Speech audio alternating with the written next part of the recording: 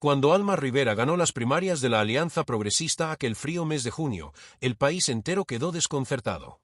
No solo porque aseguró un abrumador 60% de los votos frente a su rival socialdemócrata, Lucía Toledo, sino porque su victoria sacó a la palestra a un partido que muchos creían relegado, la Unión Popular. Una organización histórica, intensa, pero que apenas alcanzaba un 6% de representación en los comicios locales. Por eso, tras el triunfo, una misma pregunta flotaba en las tertulias políticas, en los cafés y en los pasillos del Congreso. ¿Había ganado Alma o había ganado la maquinaria silenciosa de la Unión?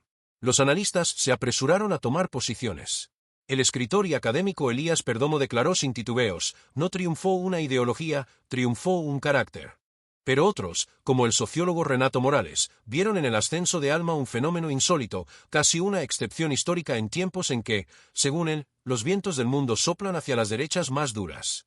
Lo cierto es que el principal contrincante que esperaba a Rivera en las presidenciales era Rodrigo Calt, el líder del bloque conservador, un político férreo, directo, dueño de una presencia mediática que intimidaba incluso desde la pantalla chica.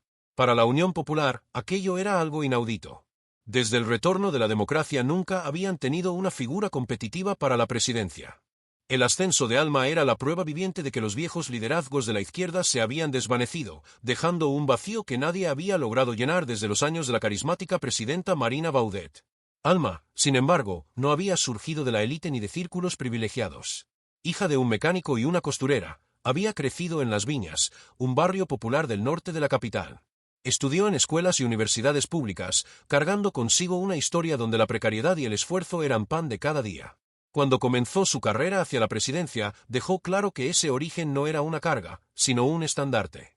No hablo desde arriba, decía, hablo desde donde se madruga para vivir. Alma se había hecho conocida como ministra de Trabajo durante el gobierno de Darío Benítez. Allí mostró una combinación inédita, firmeza ideológica, pero una sorprendente capacidad de negociación. Impulsó leyes que la convirtieron en rostro nacional, la reducción de la jornada laboral, el aumento histórico del salario mínimo y la reforma del sistema de pensiones.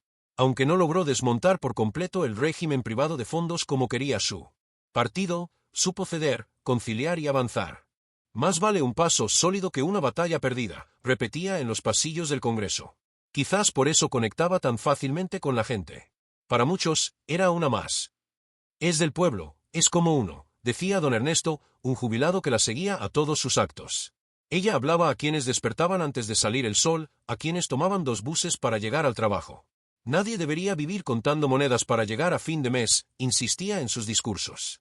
Su estilo era directo, claro, a veces salpicado de ironía. En uno de los debates presidenciales, mirando a sus adversarios, soltó la frase que se volvió viral: hay gente aquí con menos calle que alfombra recién instalada. Pero su historia personal no era suficiente por sí sola. En las encuestas más respetadas del país, Alma superaba a Rodrigo Calt en cercanía, empatía y preocupación por los problemas cotidianos. Incluso se imponía en temas de salud y educación. Pero cuando se trataba de liderazgo, seguridad pública y control del crimen organizado, el conservador llevaba la delantera. El país arrastraba una sombra: el aumento del narcotráfico y la migración desregulada. Alma sabía que sin conquistar la confianza de los sectores moderados, su camino a la segunda vuelta estaría en riesgo. Además, llevaba consigo una mochila pesada, sus casi 4 décadas de militancia en la Unión Popular. Muchos recordaban la historia del partido, desde su lucha clandestina durante la dictadura militar hasta sus años más duros, cuando un grupo radicalizado, la llamada Brigada Aurora, tomó las armas en los 80 y manchó su nombre con acciones violentas incluso después del retorno democrático.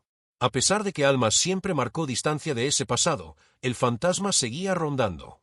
Ella lo enfrentaba sin rodeos: no estoy subordinada a nadie. Represento a una coalición, no a un partido.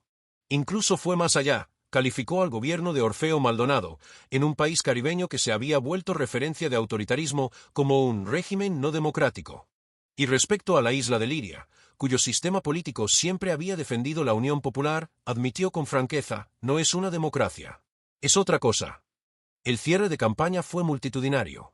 Miles se reunieron en la Plaza de las Torres, donde Alma habló sobre su origen, sobre las madrugadas de su madre cosiendo hasta el amanecer, sobre su padre reparando motores que jamás condujo. Si yo estoy aquí, dijo mirando al público, es porque este país todavía cree que desde cualquier calle puede surgir una presidenta. Pero sabía que el reto era enorme. Primero debía superar el porcentaje con el que el actual presidente había vencido años atrás. Luego, si lograba llegar a segunda vuelta, enfrentaría a Kalt, quien reunía a amplios sectores temerosos de que el país se volviera a extraviar por caminos radicales. Alma necesitaba atraer a los moderados, especialmente a quienes veían en ella esperanza, pero también un riesgo. Su mensaje final fue un llamado a la conversación, incluso con quienes no pensaban como ella. Esta elección no es una más. Son dos proyectos de país enfrentándose. Y debemos elegir el que construya, no el que destruya. La multitud respondió con aplausos, pero en su mirada había algo más que determinación, había conciencia. Conciencia de que cargaba consigo una biografía humilde, una fuerza política cuestionada, un país polarizado y un destino que aún no estaba escrito. Faltaban pocos días para las elecciones. El país entero aguardaba.